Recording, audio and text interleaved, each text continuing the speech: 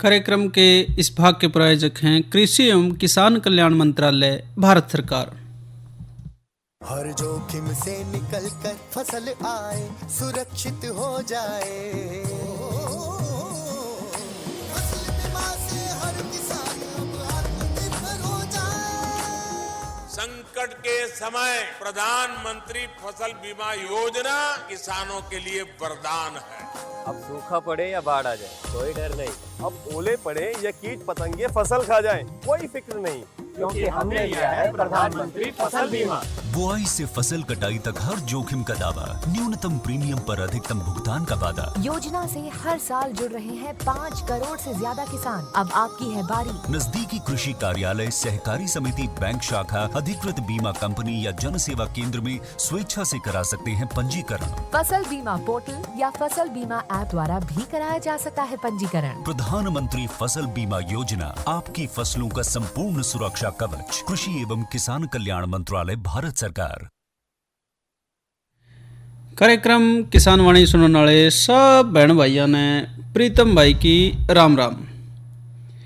किसान भाइयों, आज का जो किसान वाणी कार्यक्रम है, इसमें हम जो एक वार्ता लेकर आए हैं वो है बदलती जो हमारी जलवायु है या मौसम है, उसका हमारे पशुओं पे क्या प्रभाव पड़े है और उस प्रभाव से जो है नियंत्रण कैसे हो, उसका नुकसान हमारे डांगरा पे ना पड़े।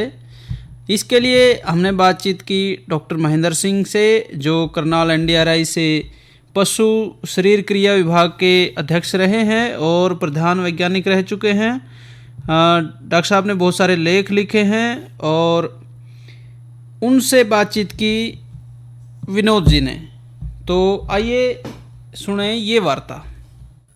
आज हम बातचीत कर रहे हैं जलवायु और बदलते मौसम का पशुओं पर प्रभाव और उसके नियंत्रण के बारे में, और इस विषय में बातचीत करने के लिए आज हमारे स्टूडियो में आमंत्रित हैं डॉक्टर महेंद्र सिंह जी। आप NDRI करनाल में भूतपूर्व विभागाध्यक्ष पशु शरीर क्रिया विज्ञान विभाग में कार्यरत थे। डॉक्टर साहब, आपका स्टूडियो में स्वागत है। धन्यवाद। सभी किसान भाइयों को मेरी राम राम।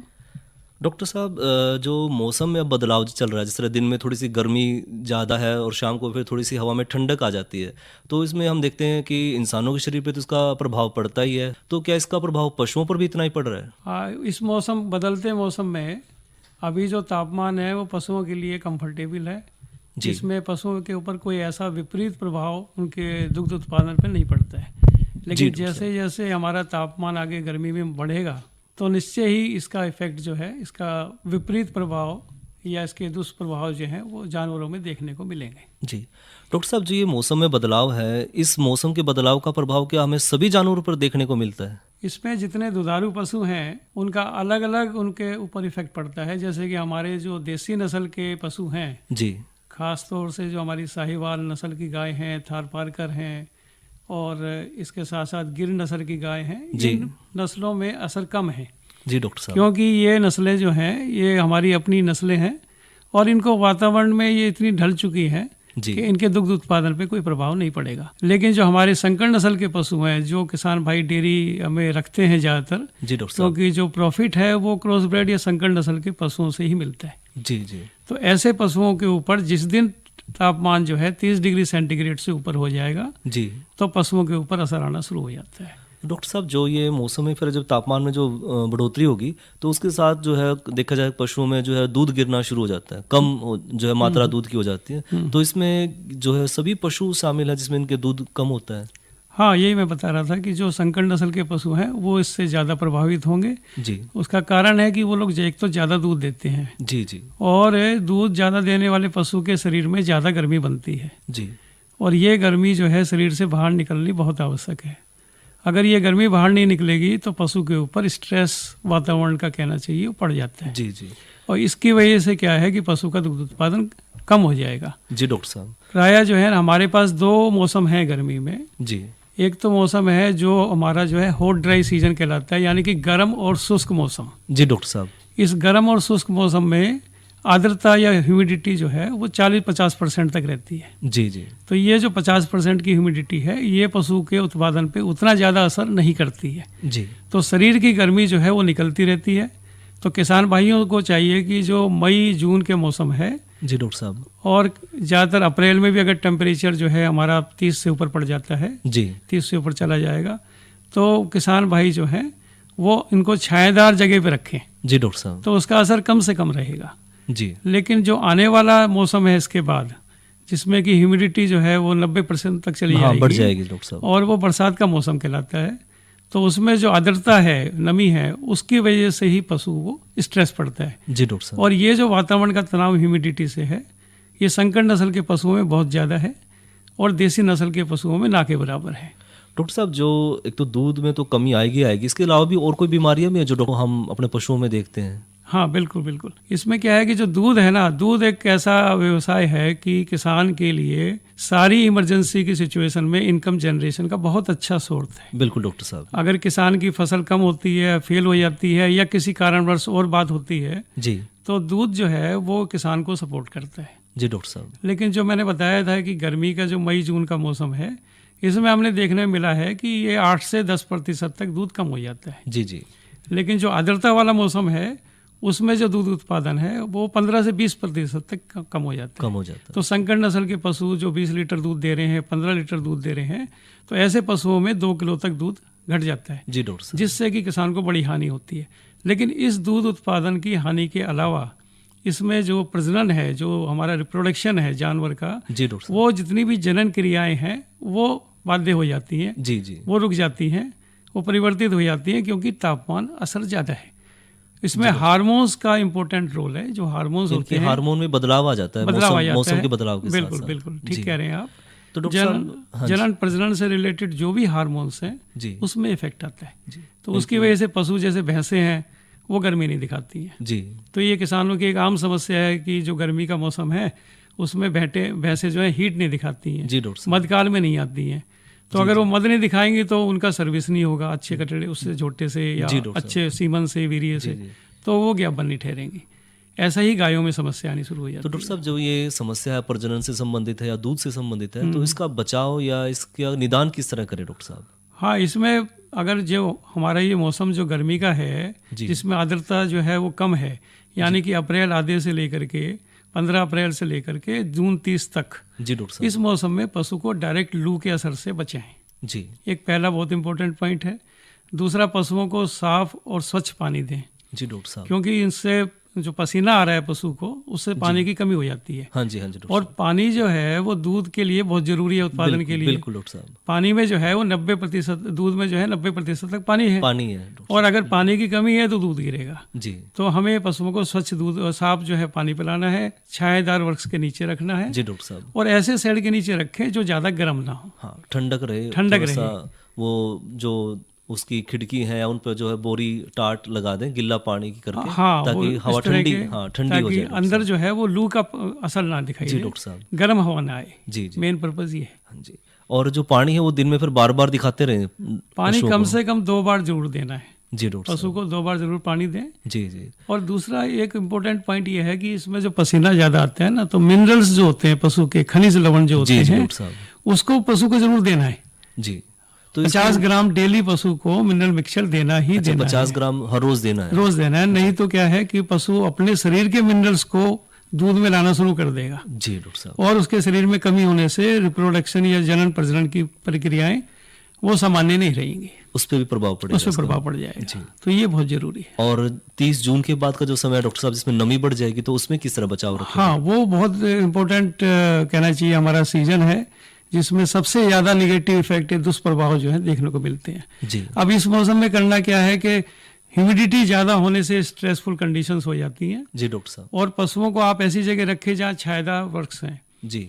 और अगर ऐसा कोई, आजकल क्या है ना, मॉडर्न डेयरी आ गई है, इंटेंसिव डेयरी फार्म हो गए हैं। जी डॉक्टर साहब। किसान 50-50 जानवर रख रहे हैं डेयरी वाले जो हैं। जी जी। तो ऐसी जगह पेड़ के नीचे रखना संभव नहीं होता है। तो ऐसे केस में क्या है कि आजकल मिस्ट और कूलिंग सिस्टम आते हैं, फोगर्स आते हैं, जी जी, फुहारे सिस्टम आते हैं, बड़े फाइन मिस्ट सिस्टम कहते हैं। जी जी डॉक्टर साहब। तो वो मिस्ट सिस्टम को वो इंस्टॉल करने लगा लें। वो बड़े सस्ते होते हैं, प्लास्टिक के पाइप हैं, प्लास्टिक के ही फोगर्स हैं, जी जी डॉक्टर या मिस्टर हैं। जी। तो उनको लगाइए, वो पानी की बहुत ही छोटी ड्रॉप, फाइन ड्रॉपलेट्स मिस्ट जो है जानवर के शरीर पे गिरेगी। जी जी। और उनके शरीर को ठंडा रखेगी। हाँ, तो वातावरण का जो दुष्प्रभाव है हाई टेम्परेचर का, ह्यूमिडिटी का, वो नहीं पड़ेगा। जी डॉक्टर साहब, तो ये एक जरूरी बचाव करना है। और जो गर्मियों में दूध में जो कमी आ रही है डॉक्टर साहब, उसको कैसे किसान भाई जो है बढ़ाएं? दूध जो उत्पादन कम हो रहा था, उसका मेन कारण है कि उनका जो चारा है, इनटेक की जो क्षमता है, जो चारा खाते हैं वो गिर जाता है।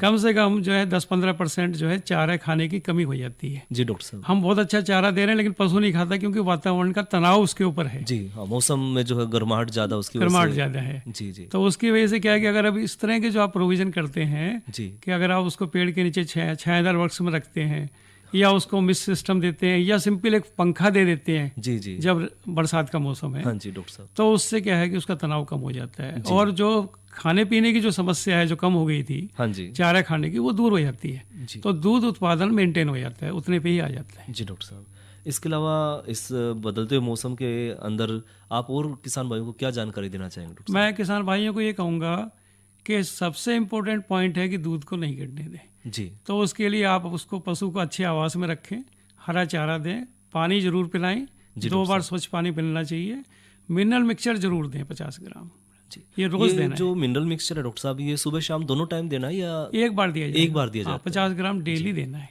जी। और ऐसा होता है कि जून में जो है ना, पानी की कमी पूरा करने के लिए एक दूसरा भी एक सिंपल तरीका है जी, कि जो उसकी जानवर की जो खोर है, जो मेंजर है पानी की, जी जी, उसको पानी से भर दीजिए। अगर 10 पशु हैं तो 50 ग्राम 40 ग्राम के हिसाब से उसमें मिनरल मिक्सचर भी डाल दीजिए। जी डॉक्टर साहब, और उसमें सिंपल थोड़ा सा हरा चारा 3-4 किलो, भूसा जी, और उसमें 200 ग्राम नमक, जी डॉक्टर साहब, ये डाल करके आप रख दीजिए। तो पशु को जब भी प्यास लगेगी वो पानी के पास जाएगा। जी जी, और ये सारी चीजें उसके अंदर जाती रहेंगी। बिल्कुल बिल्कुल डॉक्टर तो साहब, उससे क्या है कि उसका दूध उत्पादन मेंटेन रहेगा और उसको स्ट्रेस नहीं पड़ेगा। बिल्कुल डॉक्टर साहब, उसका भोजन भी संतुलित रहेगा, साथ में उसको पानी भी पूरा मिलेगा, तो जो है दूध की जो कमी है वो पूरी हो जाएगी डॉक्टर बिल्कुल बिल्कुल ठीक कह रहे हैं डॉक्टर साहब। इतनी आपने महत्वपूर्ण जानकारी दी, उसके लिए आपका बहुत बहुत धन्यवाद। धन्यवाद सर, धन्यवाद सभी किसानों को। तो ये थे डॉक्टर महेंद्र सिंह, आपने बातचीत सुनी। और अब बात मौसम की। भाई आज का अधिकतम जो तापमान रहा वो 41 डिग्री, न्यूनतम 21, कल 38 डिग्री अधिकतम रहने की संभावना है और न्यूनतम 17। और आने वाले कई दिन तक फिलहाल कोई बरसात की संभावना नज़र नहीं आ रही है। साथ ही भाई कल के कार्यक्रम की बात करें तो कल दिन मंगलवार है, फोन इन कार्यक्रम होगा। विषय रहेगा किसानों की आय दोगुनी करने में बागवानी का योगदान। तो भाई आप फ़ोन कर सके हैं और जानकारी ले सके हैं। और अब वक्त है एक लोकगीत का। न्यू बोलिया रे बूढ़ा बुढ़िया तरस के मर गे, कदियों ने का दुख बटाया ना,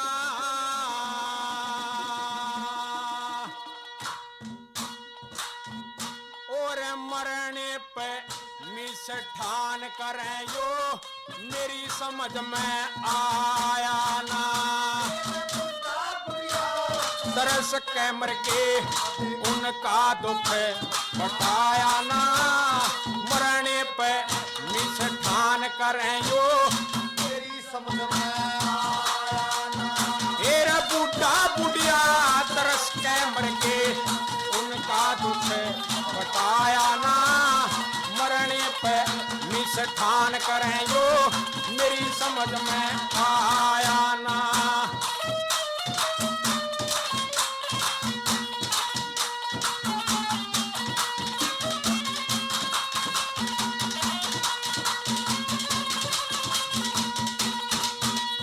हेरा जीते जी कदे, हेरा जीते जी कदे कदर करी ना, कड़वे कड़वे बोले बोल मांगी चीज ना, दई वक्त पे होते कर दी टाल मटोल। हेरा सही सलाह भी मानी को ना, पागल कह करया मखोल। अर्थी पाइब फूल बखेरें बड़ी करें बजावें ढोल, अर्थी पाइब फूल बखेरें बड़ी करें बजावें ढोल। और मरे पाछे दिया दिल खोले, मरे पाछे दिया दिल खोले, जीते पे ढिलार लाया ना, मरने ठान करें यो मेरी समझ में आया ना। बूढ़ा बुढ़िया तरस के मर के उनका दुख बटाया ना। मरने पे ठान करें यो मेरी समझ में आया ना।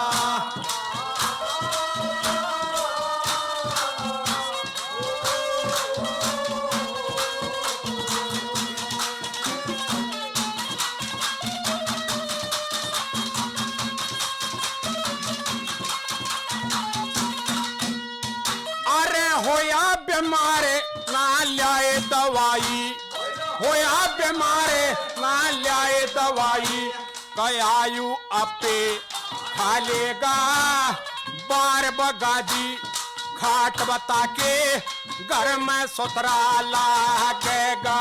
फिर रूखा सूखा दिया खान ने खावेगा ते खा लेगा। दूध घी की को न जरूरत के युवड़ में चलेगा। दूध घी की को न जरूरत के युवड़ में चलेगा। और मरे पाछे घी मुंह खला दिया, मरे पाछे घी मुंह खला दिया। इतना घी किसी ने खाया ना। मरने पे ठान करें यो मेरी समझ में आया ना। फिर बूढ़ा बुढ़िया तरस के मर गए।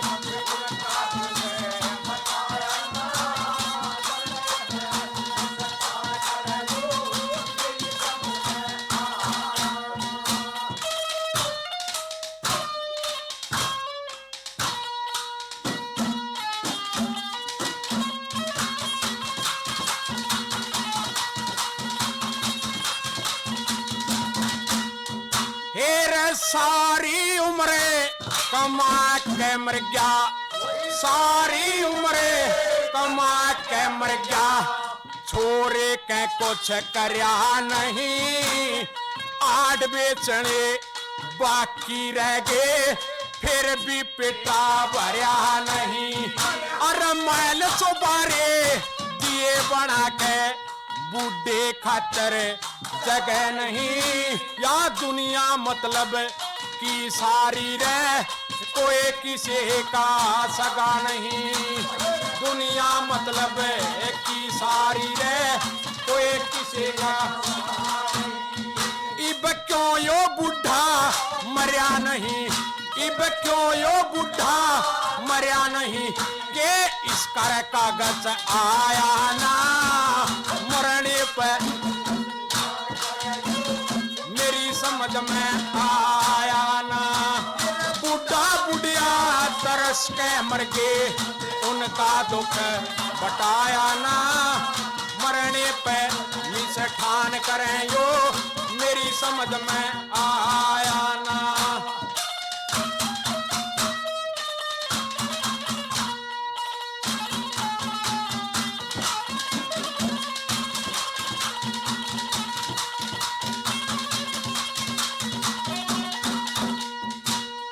जीते जी हेर जीते जी करे बड्या की सेवा, मेवा का फल पाले। मरे पाछे के लाडू फूके जीते जी खड़ा ले। हेर खा पी कयासी सदे में तेरा यस दुनिया में गाले। झूठी शान दिखावा छोड़ के सिद्धारा अपना ले। झूठी शान दिखावा छोड़ के सिद्धारा अपना ले। और दीप चंद तू भला कमा ले, दीप चंद तू भला कमा ले। गया वक्त हाथ आया ना। मरने पे ठान करें जो मेरी समझ में आया ना। फिर बूढ़ा बुढ़िया तरस के मर गए, उनका दुख बताया ना। मरने पे ठान करें जो मेरी समझ में आया ना। अरे भाई ये थे सिस्सा सिंह और पार्टी, बुढ़ा बुढ़िया तरस के मर गए। ये लोकगीत आपने सुना और अब बातचीत जो है अगली हमारी जो चर्चा है उसके बारे में। हम बातचीत कर रहे हैं अरहर की बिजाई, नई फसल नई उमंग में। जो हमारी दलहनी फसल है अरहर की बिजाई में क्या क्या भाई ध्यान रखें और कैसे बातचीत इस पे आगे बढ़ाई जा सकती है खेती की। तो भाई अब खेत खाली होंगे, गेहूं वाले भी और दूसरे भी। जो भाई अरहर बोना चाह रहे हैं वो बो सके हैं, और इसमें क्योंकि प्रोटीन की खूब मात्रा है, इसमें जो है दलहनी जो हमारी फसलें हैं उसमें अरहर का स्थान खास है। इसमें जो वायुमंडलीय नाइट्रोजन है उसको भी मिट्टी में पहुँचावा है, उसकी ताकत भी बढ़ावा है मिट्टी की। तो कई डाल के इसमें फ़ायदे हैं। और भाई घनी लंबी फसल नहीं, आप सब जाने हैं, तो इसको भाई ले सके हैं। इसमें बहुत सारी नई किस्में भी आ रही हैं, कुछ किस्में हम उनका जिक्र कर लें। मानक एक किस्म है,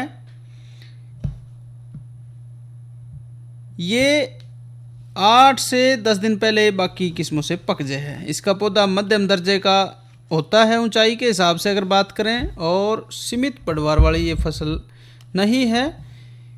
पचेती बिजाई में भी ये ठीक रहती है। इसकी औसत पैदावार 7.5 क्विंटल प्रति एकड़ तक है। बिजाई का जो है भाई महीना इसका आप ये कह लो कि इन सारी फसलों का वो मार्च से जुलाई तक का आजकल ले सके हैं भाई। और जो सिंचित अवस्था है, जड़े पानी है, वहाँ 2 फसली चक्कर अपनाया जा रहा है अगर तो मध्य मार्च से लेके मध्य जून तक। और जो